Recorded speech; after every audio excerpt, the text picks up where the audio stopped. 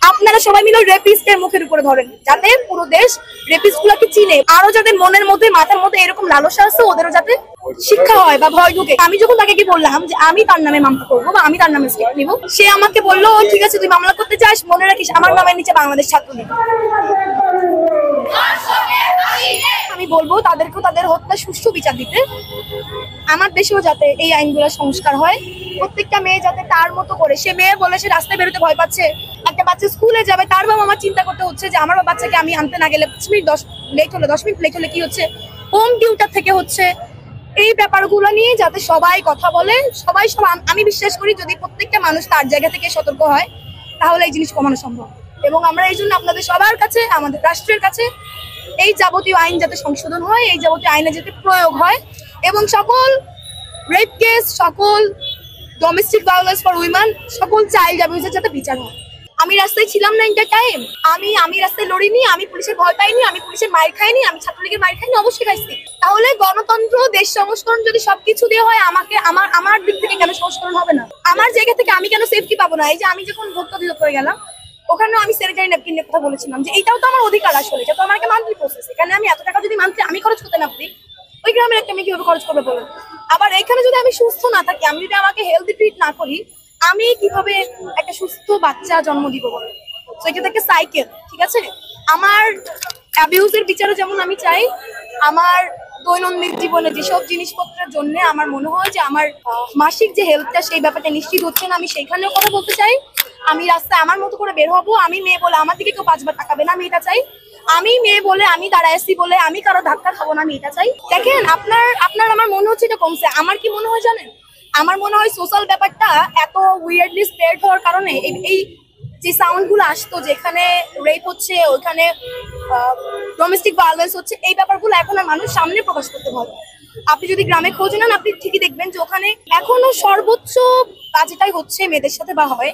কিন্তু দেখেন, এই যে বললাম না যে এখনো তো আমাদের সবার একটা ফোন আছে, একটা ক্যামেরা আছে, একটা মেয়ে রেপ হয়েছে এনে যদি কথা হয় 10টা ক্যামেরা দিয়ে অ্যাটলিস্ট কোথাও না কোথাও একটা মেয়েটাকে দেখা যায়। এটা একটা ভয়, এটা একটা ভীতির জায়গা। আমি চাই এই জায়গাগুলো আপনারাও ভাঙতে হেল্প করেন। যে রেপ হয়েছে বলে যে ওই মেয়েটা শুধু পেজ দেখাচ্ছে এবং যে রেপিস্ট তার কিছু হচ্ছে না, আমরা চাই ব্যাপারটা উল্টে যাক।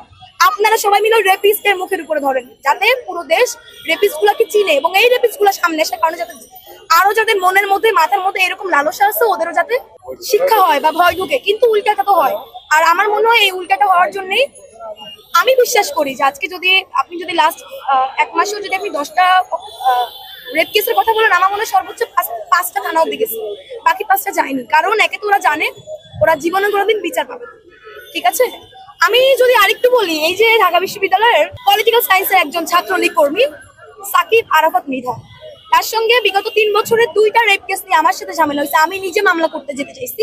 সে যেহেতু ছাত্রলীগ এবং ক্যাম্পাসে তারা অনেক ব্যাপার স্যাপার সিট নিয়ে, মেয়েটার ব্যাপার স্যাপার, ও মেয়েটাকে হুমকি ধামকি দিল, মেয়েটা এসে আমার পায়ে ধরে যাবো মাফ করে দেন, আমি থানা অব্দি যাবো না। কারণ এখন এই মুহূর্তে আমি শুধু একা ইনভলভ আছি, থানা অব্দি গেলে আমার বাবা মা ইনভলভ হবে এবং আমি জানি আমি কোনো বিচার পাবো না।